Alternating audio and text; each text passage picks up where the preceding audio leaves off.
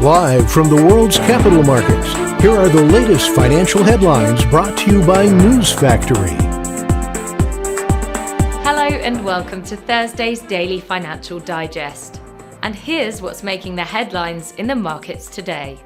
The last session saw the Bitcoin fall 0.3% against the dollar.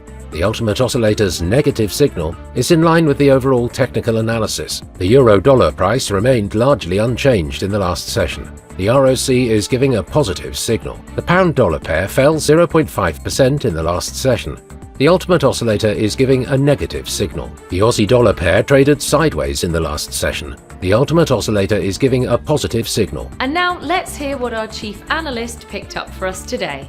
TSMC, the world's largest contract chip maker, will decide this week whether to invest in chip designer ARM Holdings' blockbuster initial public offering.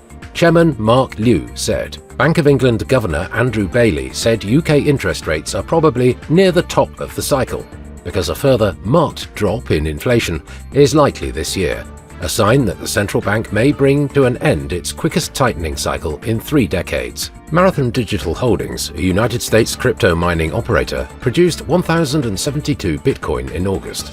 This is 9% less than in July, but still 5 times more than in August 2022.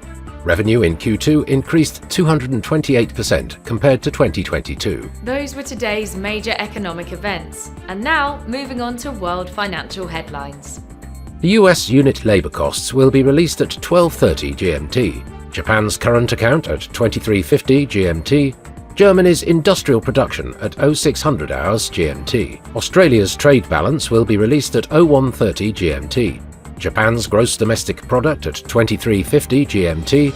Australia's exports at 0130 GMT. We hope that you've enjoyed Thursday's Market Outlook. On behalf of all of us here, we wish you a productive trading day. Be sure to join us tomorrow morning for the latest news and events from the financial markets.